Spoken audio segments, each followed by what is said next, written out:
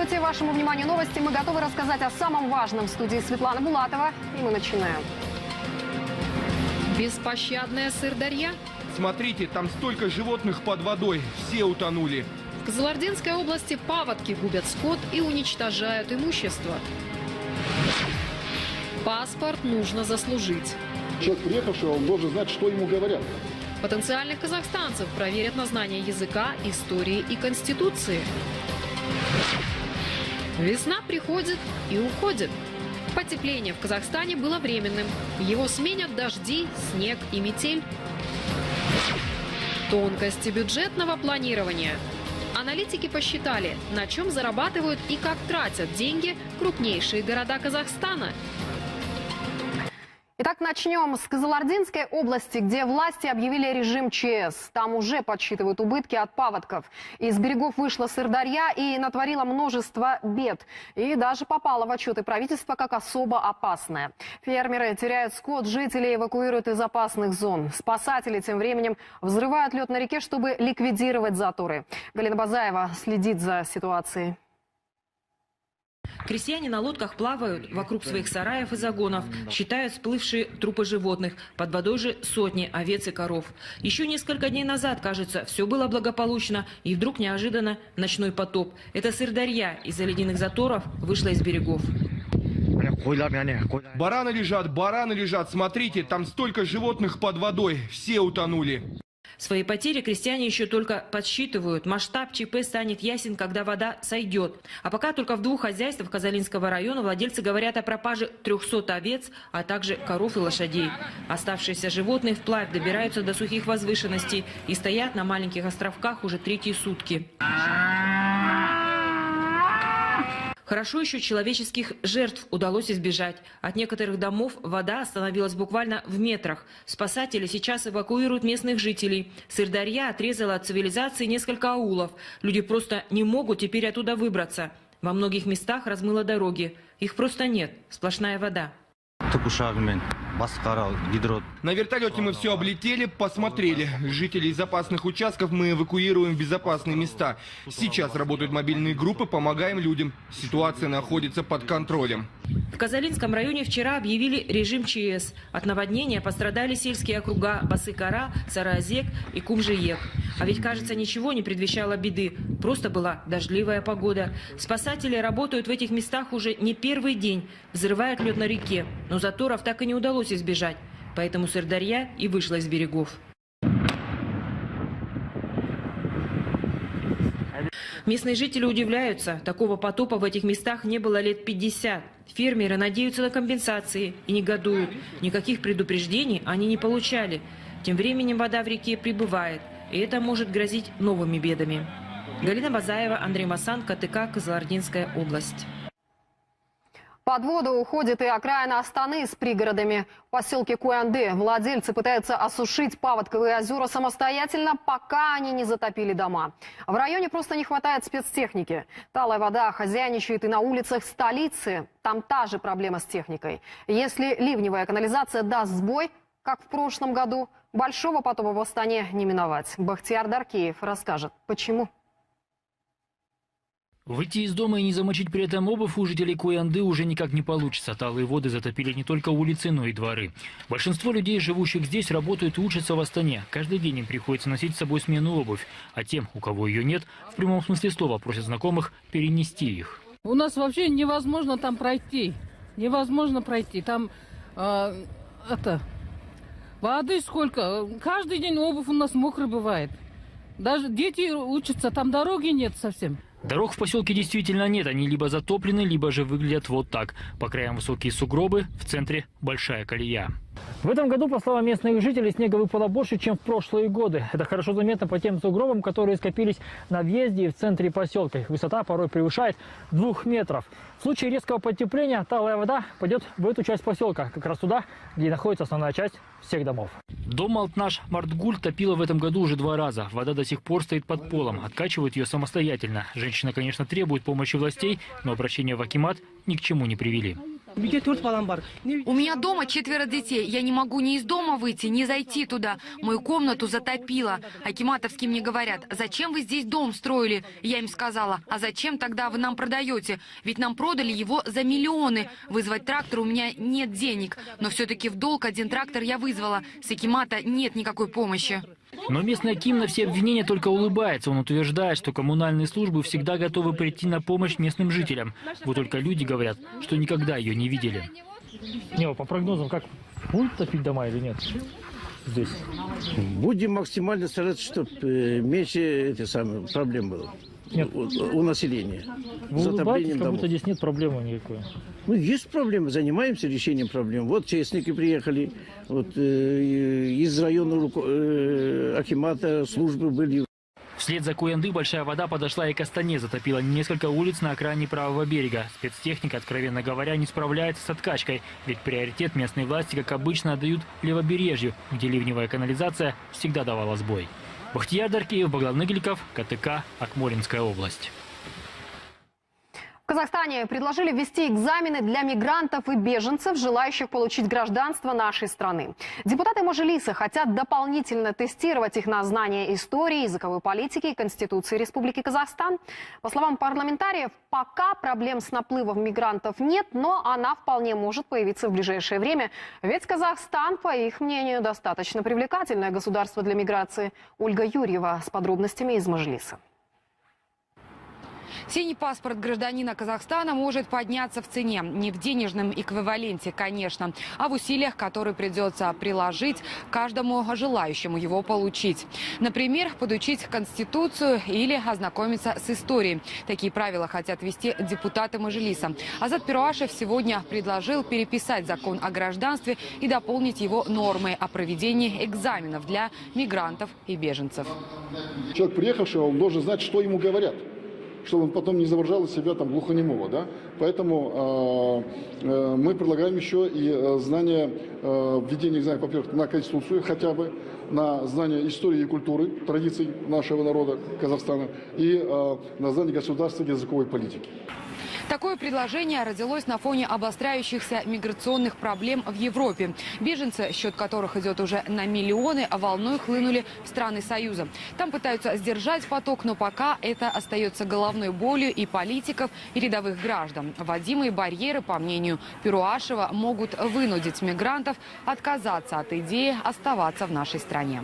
Мы должны учиться на чужих ошибках. Сегодня европейцы перекрывают эти потоки себе, ограничивают. Понятно, что в этих условиях, возможно, тем более у нас в соседних регионах есть определенные проблемы. Да? Казахстан, благодаря и политике главы государства, благодаря успехам в социально-экономическом развитии, может с этим соглашаться или нет, но он сегодня, по сравнению со многими соседями, выглядит более чем притягательно. Такая привлекательность в итоге может выйти боком, считают депутаты. Другой вопрос, станут ли действенными предложенные меры. Ясер Аль-Езалдин и рад бы сдавать безобидные экзамены. Казахстанский паспорт беженец из Сирии не может получить по совсем другим причинам. Это нормально знать историю и обычаи страны, гражданином которой ты хочешь стать. Я 2 года живу в Казахстане, если нужно, сдам экзамены. Но у меня другие проблемы. Получить гражданство несложно из-за справок, которые требуют в полиции. Гражданин Сирии живет в Темиртау со своей казахстанской супругой и 5 детьми уже 2 года. Столько же пытается получить наше гражданство. Сначала в статусе беженца, но ему отказали, теперь в обычном порядке. Помимо прочих документов, для этого требуется справка о несудимости. Однако привезти ее из родной страны, где уже 6 лет идет война, Ясер не может. А если не получит казахстанское гражданство, в апреле его депортируют. Свой запрос мажилисмены адресовали премьер-министру страны. И если закон изменит, Казахстан не станет первой страной с такими требованиями. Аналогичные условия получения гражданства давно действуют во многих странах, в том числе и Европы. А в соседней России тестируют даже тех, кто просто приехал на работу. И это была наш столичный корреспондент Ольга Юрьева с последними инициативами из Мажилиса. Мажилисмены потребовали освободить учителей от участия в организации ЕНТ. Традиционно педагогов из-за тестирования отзывают из отпусков. Это и возмутило сегодня депутатов. В настоящее время Министерство образования и науки закрепляет школы ответственными за организацию мероприятий по сдаче ЕНТ. Данная работа представляет собой сбор выпускников школ, уже не входящим в контингент школы, обеспечение транспортом до места прибытия, централизованное питание, привлечение учителей к организации и проведению ЕНТ являются не только выполнением несвойственных им функций, но и превышением их полномочий. Парламентарий напомнила, что тестирование будет проводиться во время каникул, в то время, когда учителя обычно уходят в отпуск. И вот тут депутат обвинила Министерство образования в том, что их слова расходятся с действиями. Ведь не так давно глава ведомства рассказывал как раз о необходимости освободить учителей от несвойственных им функций. Кроме того, Смирнова высказалась и по поводу рейтинга школ, которые составляют по итогам ЕНТ. Это неизбежно приведет к тому, что учителя будут заниматься не обучением, а только подготовкой школьников к тестированию. В Актубе, наконец, появился сжиженный газ. Так же неожиданно, как и пропал. Желанное топливо нашлось сразу после визита столичных чиновников из Минэнерго, которых направили в регион с проверкой. Дано поручение нам проконтролировать, промониторить и обеспечить город сжиженным газом. Промониторив эти цифры, мы считаем достаточным 570 тонн в город за эти 3 дня. Говорить о результатах проверки чиновники пока отказались. Но сообщили, что столь необходимые 570 тонн выделили 2 крупнейших производителя – CNPC Актубе Мунайгаз и Казахойл Актубе. При этом неизвестно, был ли это какой-то стратегический запас или нет.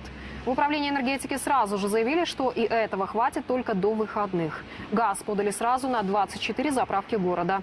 Вот только очередей меньше не стало. Многие водители, вероятно, пытаются запастись впрок, ведь перебои с топливом в Актубе длились почти неделю. Над Казахстаном сгущаются тучи. На смену теплым весенним дням придет непогода. Из-за вторжения холодного арктического воздуха синоптики прогнозируют резкое понижение температуры на всей территории страны. Мокрый снег 3 суток будет идти в большинстве регионов. Возможен гололед. В северной части республики сила ветра достигнет 28 метров в секунду. В Акмолинской, Карагандинской, Североказахстанской и Павлодарской областях Казгидромет объявил штормовое предупреждение. На юге обойдется без метелей, но будет лить дождь. Не исключено, что осадки перейдут в снег. Алматинской, Жамбылской и Южно-Казахстанской областям грозят паводки. Брексит официально запущен сразу после того, как сегодня глава Европейского совета Дональд Туск получил письмо от британского премьера Терезы Мэй. В нем она сообщила о выходе королевства из Союза. Выступая перед парламентариями, женщина с остальным позвоночником заявила, что пути назад нет. Недовольная евроразвалом Шотландия уже грозит отделиться от Великобритании. О разъединении Соединенного Королевства в материале Виталия Мантрова. Это исторические кадры из резиденции британского премьера на Даунинг-стрит. Тереза Мэй подписывает официальное уведомление о начале Брексита. Процедура выхода Великобритании из Евросоюза запущена. Мэй отделяться от ЕС не хотела, но жители Соединенного Королевства проголосовали за это прошлым летом на референдуме, что и привело бывшего министра внутренних дел в новый кабинет и заставило исполнять волю народа.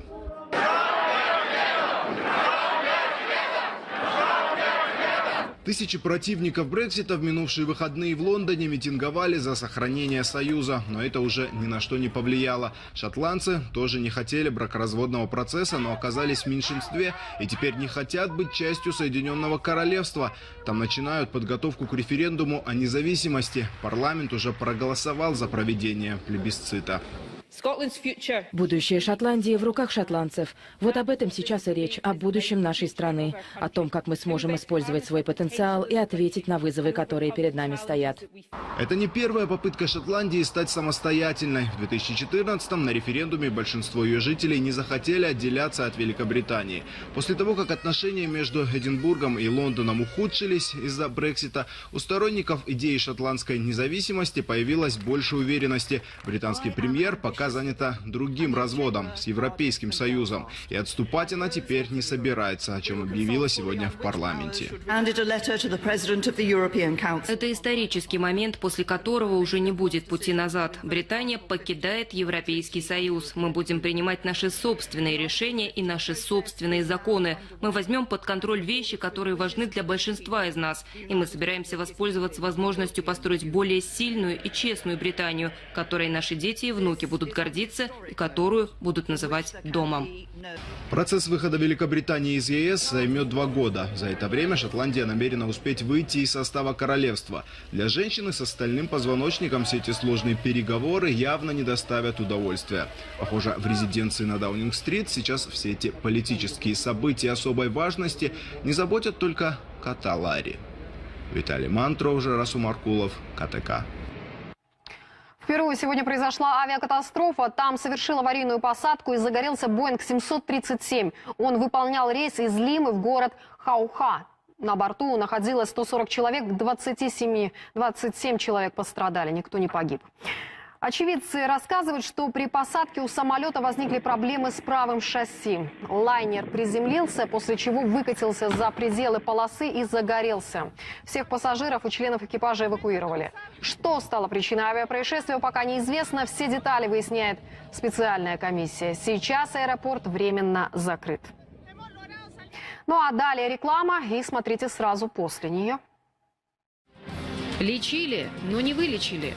Все лечение, осмотр было сделано правильно. В Актау выясняют, почему 4-летний ребенок скончался после обычной ветрянки. Тонкости бюджетного планирования. Аналитики посчитали, на чем зарабатывают и как тратят деньги крупнейшие города Казахстана. Щель с доставкой на дом. Теперь уже улицу видно. В Южном Казахстане двухэтажка покрылась трещинами. Люди боятся за свои жизни.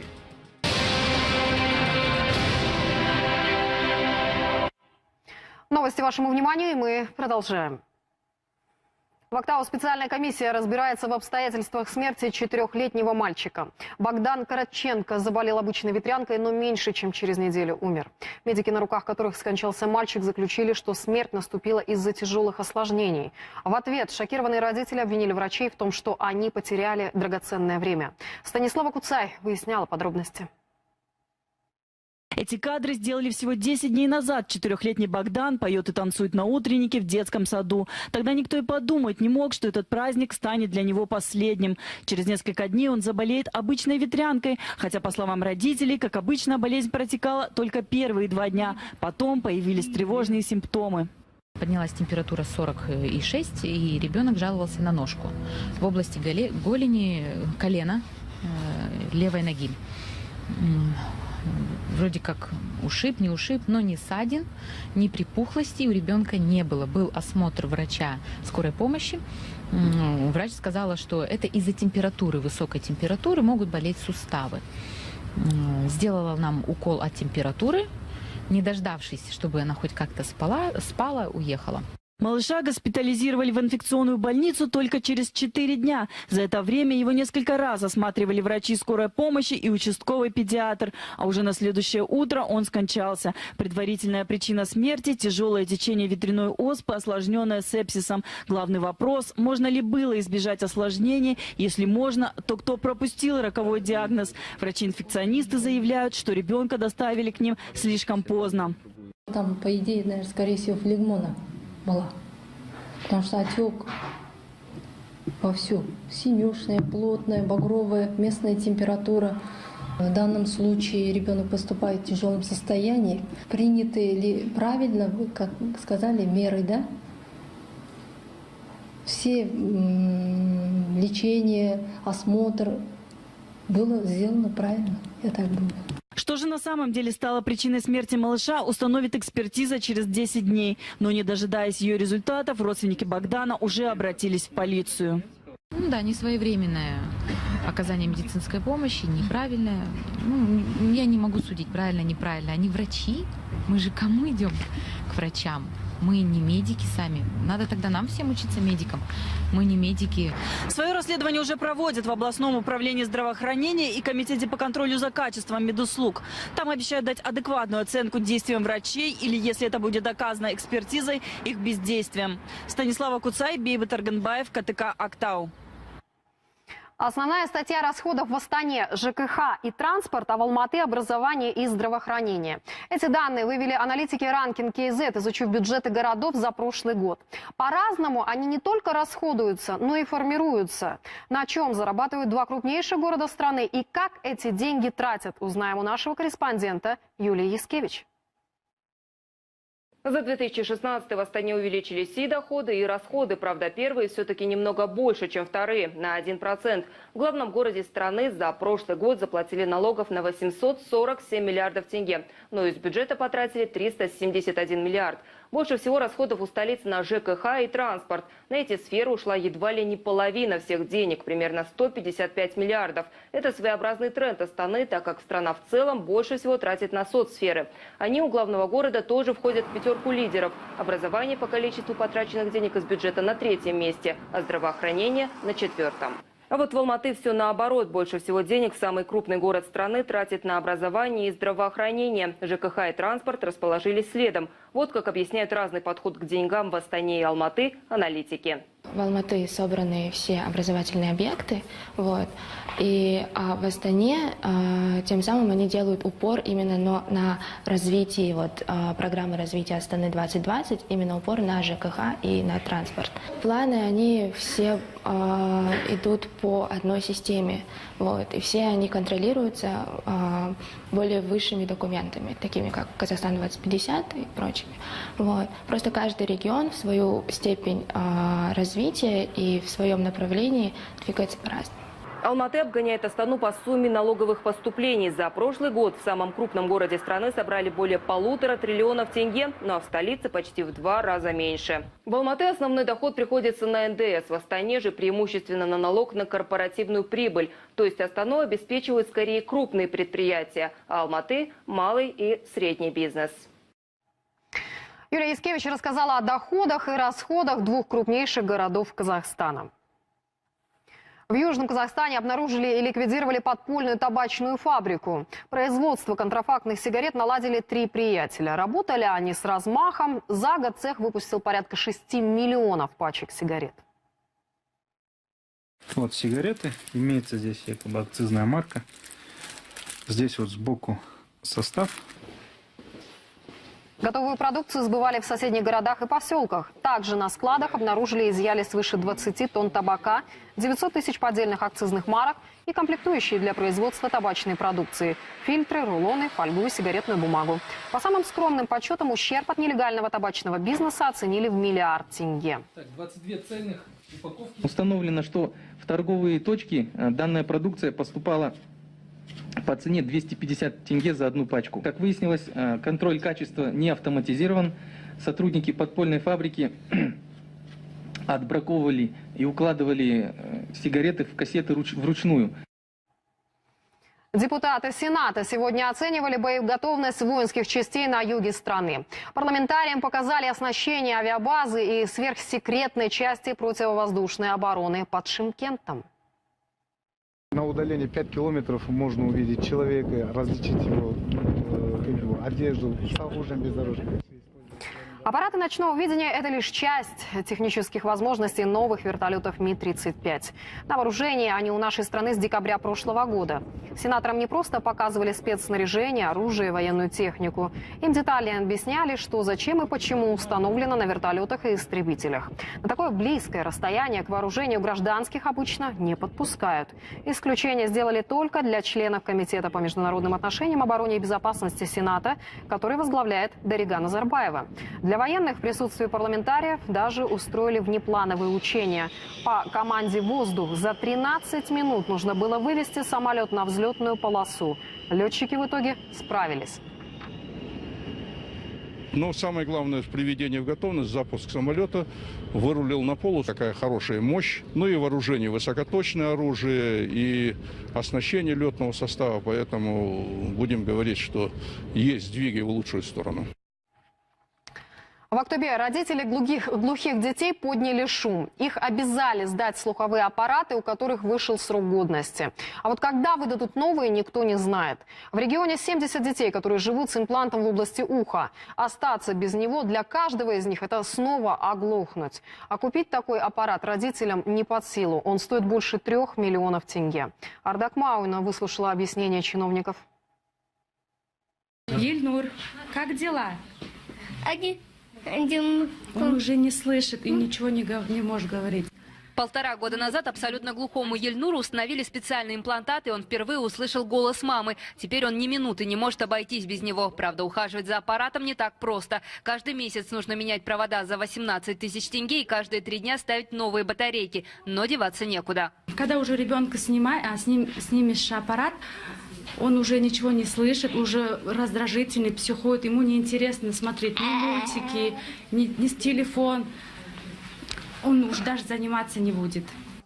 В Актюбинской области почти 70 детей перенесли операцию по вживлению специального имплантата. И вот в управлении соцзащиты их уведомили, что у аппарата спустя 3 года вышел срок годности. Теперь его нужно сдать, и лишь после этого выдадут новый. При этом никто не может назвать точную дату, когда именно они поступят. При этом использованные имплантаты с истекшим сроком годности, но вполне исправные, будут хранить в резервном фонде в Алматы. Каждый такой аппарат обошелся государству в 3,5 миллиона тенге. Мы здесь, допустим, им отдали свой речевой процессор. Потом, если вдруг что-то случается с нашим процессором, мы едем в Алмату и забираем у них свой речевой процессор. А зачем? Где логика? Зачем мне 2 суток телепать ребенка в поезде без слуха, чтобы забрать свой же речевой процессор? В Акимате говорят, что действуют строго по приказу Министерства здравоохранения. С января этого года решено, что пока не сдадут старый, новый имплантат не выдавать.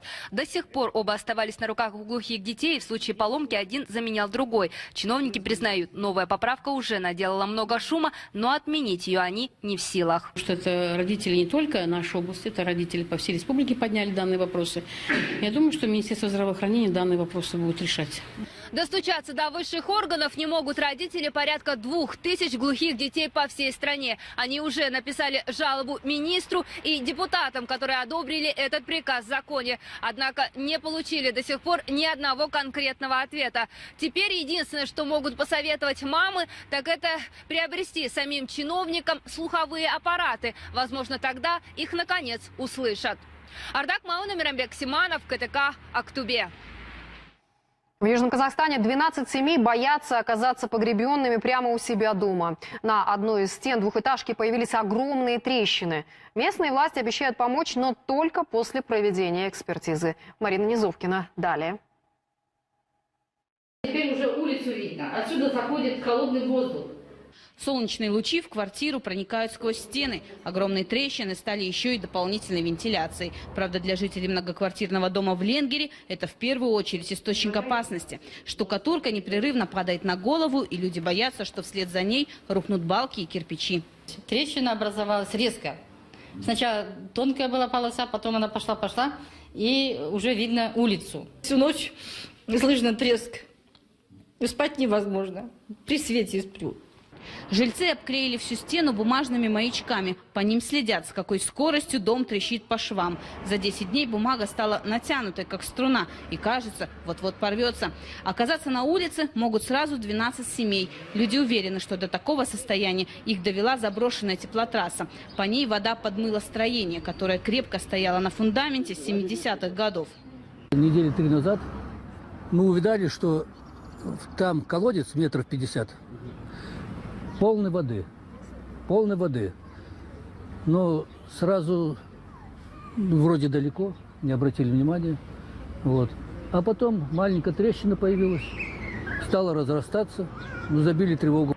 Чиновники Ленгера на крик о помощи сразу отозвались, рассказывают жители. Правда, так же быстро и пропали. Теперь объясняют, что все это время искали деньги на экспертизу. Нашли и обещают за 12 дней выяснить, с чего это стены вдруг покрылись огромными трещинами. Пока же вся надежда на чудо. Надеемся, что дом не упадет. Если упадет, будем решать, куда переселить. Если экспертиза установит виновных, например, Ленгер-Су, они будут отвечать. Если экспертиза установит, что дом аварийный, будем переселять. В ближайшее время обещают переселить семью с 1-го этажа. В В квартире жить опасно, это уже очевидно. При этом о переезде тех, кто живет над этой квартирой, речь пока не идет, хотя там тоже гигантские трещины. Жильцам второй квартиры, как и другим семьям, остается ждать заключения экспертизы. Если повезет и дом признают аварийным, то жители переселят в новые квартиры. Их обещают сдать до конца этого года. Если же, по мнению экспертов, дом окажется годным для жилья, то люди обещают переехать на улицу. Им под открытым небом безопаснее. Марина Низовкина, Евгений Сергенко, КТК, Южно-Казахстанская область. Вписать свое имя в летопись казахстанских батыров и получить почетное звание «Казахстан Барысы» смогут лучшие палуаны страны. 1 апреля в стране стартуют отборочные этапы республиканского конкурса. А вот само масштабное мероприятие пройдет в столице в дни международной выставки «Экспо-2017». Чем будут удивлять искушенную публику организаторы и какие сюрпризы ждут победителей, знает Дамира Смаилова. Стать новой спортивной звездой страны сегодня хотят тысячи казахстанцев. Сильные и смелые палуаны уже через несколько дней начнут состязаться со своими соперниками в родных городах. А лучшие из лучших встретятся лицом к лицу в начале июля в Астане. Однако доказывать свою силу спортсменам придется не только на ковре. Каждому предстоит пройти и допинг-тест. К сожалению, в последнее время участились случаи использования допинга. Сейчас в Алматы 2 специалиста из ВАДА проверяют нашу лабораторию. Каждый год все наши спортсмены сдают анализы в антидопинговом центре. Это очень важный момент. Министерство придерживается принципа нулевой терпимости к допингу. Масштабный республиканский конкурс «Казахстан Барысы» в этом году пройдет уже в 7-й раз. Мероприятие переехало на новую, более вместительную площадку – Барыс-арену. Бороться за почетное звание в финале будут 34 борца. По 2 лучших палуана из каждого региона, лауреаты прошлого года и впервые участие в конкурсе примут и победители турнира «Аскер Барысы». Призовой фонд в этом году будет никак не меньше, возможно, даже и больше, чем в прошлом году и в прошлые года. Вы знаете, что победитель у нас трехкратный в прошлом году Бейбут Стубаев получил 25 миллионов тенге и ключи от квартиры в городе Астана из рук акима города. Я думаю, что в этом году тоже никак не меньше будет. Организаторы уверены, «Казахстан Барысы» вызовет огромный интерес у иностранцев, ведь проходить конкурс будет в дни выставки «Экспо». К тому же в начале года в столице пройдет и международный турнир «Алем Барысы». Участие в нем примут борцы из 50 стран. Дамира Смаилова, Баглан Игликов, столичное бюро КТК. В Астане впервые стартовал масштабный фестиваль наук. В мероприятии участвуют лучшие молодые ученые столицы. Они рассказывали о своей работе студентам и прочитали несколько лекций о развитии IT-технологий в Казахстане. Так гости узнали, что сегодня перспективно и почему будущим выпускникам столичных вузов стоит больше времени уделять научной деятельности. Свои идеи широкой публике разработчики представили при содействии фонда первого президента. Он уже почти 10 лет активно сотрудничает с молодыми учеными, финансируя перспективные стартапы и выделяя деньги на участие в международных конференциях. Сам же фестиваль наук продлится до конца года. Делиться опытом будут только практикующие специалисты. К слову, все участники встречи также могут выиграть грант на обучение или стартап. Для этого достаточно подготовить яркую презентацию и успешно защитить проект перед компетентными жюри. Лекции в рамках фестиваля науки будут читаться на протяжении определенного периода, то есть пока будет, как говорится, реализовываться сама эта программа. И все эти лекции будут доступны на бесплатной основе, то есть всем тем, кто не смог принять участие на этих лекциях, поприсутствовать, они имеют возможность это прослушать на YouTube-канале фонда первого президента. То есть это, чтобы охват аудитории, во-первых, был больше. А в алматинском филиале фонда первого президента молодые ученые обсуждали возрождение шелкового пути. Этот проект сейчас как нельзя актуален не только для Казахстана, но и для многих азиатских государств. Ну а сейчас смотрите программу «Черный квадрат».